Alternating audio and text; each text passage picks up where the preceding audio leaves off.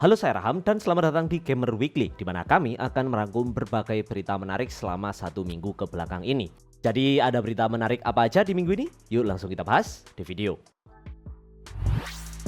Leon S. Kennedy sekarang bukan lagi pahlawan keren, dia itu capek secara mental. Dan Resident Evil Requiem pengen kalian ngerasain capeknya dari gamenya yang brutal. Leon di Requiem digambarkan sebagai pria 49 tahun, seseorang yang hampir seumur hidupnya dihabiskan buat lawan bioterorisme.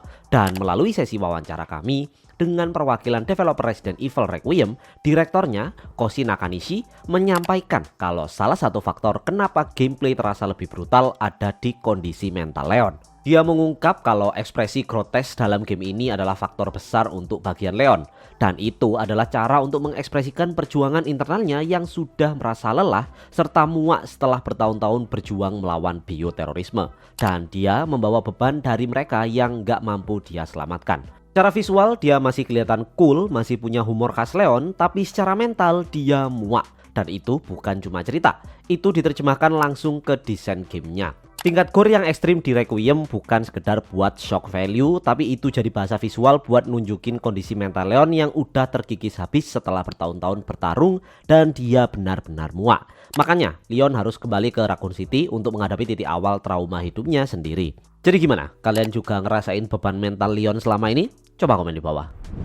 Ada dinamika unik di gameplay Resident Evil Requiem. Kalian bisa lewati zombie di camping Grace biar dihabisi Leon nantinya. Jadi ini bukan trik tapi strategi yang dijelasin langsung sama direktur Resident Evil Requiem, Koji Nakanishi, dalam sesi wawancara kami dengan tim developer. Menurut Nakanishi, salah satu pendekatan main yang sah adalah membiarkan Grace menghindari zombie, terutama saat kondisi resource lagi minim. Zombie-zombie di sini nggak sekedar musuh pasif, mereka itu masih punya sisa perilaku manusia. Ada yang masak sambil megang pisau, ada yang bersih-bersih di area klinik. Jadi pemain itu nggak bisa asal nerobos. Yang bikin menarik kalau zombie dibiarkan di bagian Grace, mereka bisa bermutasi dan nantinya jadi ancaman yang lebih berat saat giliran Leon. Artinya di Resident Evil Requiem bertahan hidup itu soal keputusan dan konsekuensi. Kalian hindari sekarang untuk dilawan Leon nanti, atau lawan sekarang biar Leon nggak lawan zombie yang mutasi. Kalau kalian sendiri bakal pakai strategi apa?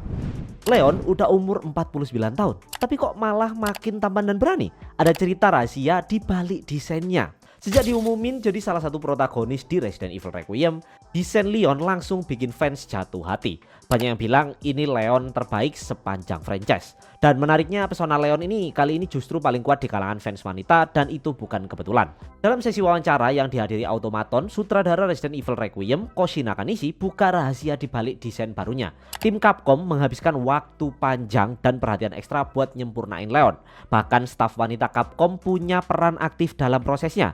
Mereka memastikan setiap detail sampai yang paling kecil benar-benar sesuai dengan selera mereka. Jadi Leon di Resident Evil Requiem bukan cuma terlihat lebih dewasa, tapi juga dirancang dengan perspektif yang sangat spesifik seperti kulit keriput di lehernya. Dan sekarang kita tahu deh kenapa dia terasa berbeda. Nggak cuma lebih tua, tapi bener-bener jadi hot uncle. Jadi gimana menurut kalian tentang desain Leon? Pembajakan game dan anime Jepang lagi nggak main-main.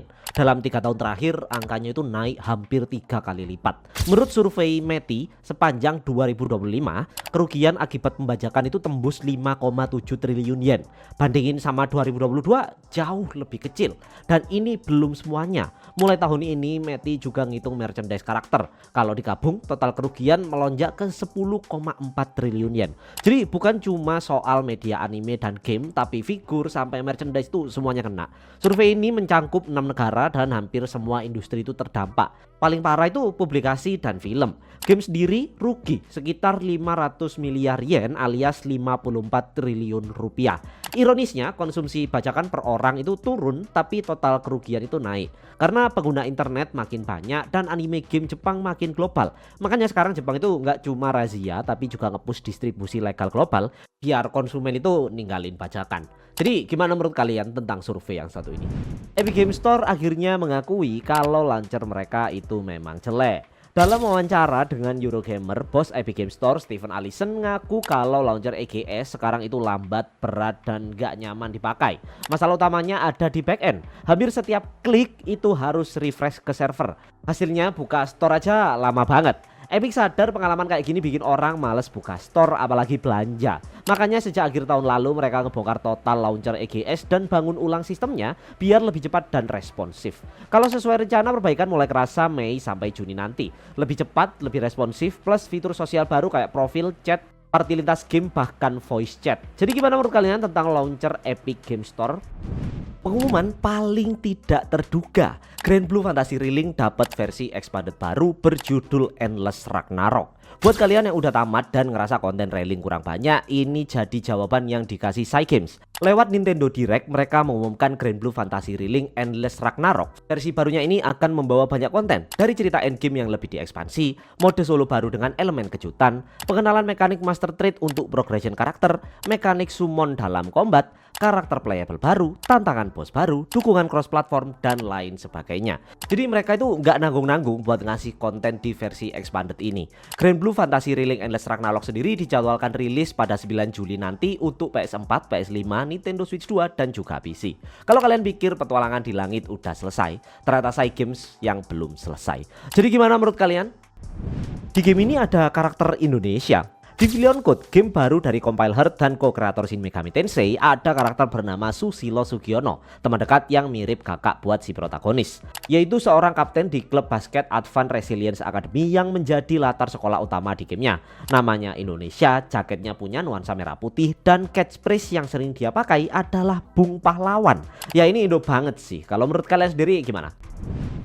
Jadi itu dia berita-berita menarik seminggu ke belakang ini seputar dunia game. Apakah ada berita menarik yang terlewat dan ingin kalian bahas? Langsung aja taruh di kolom komentar.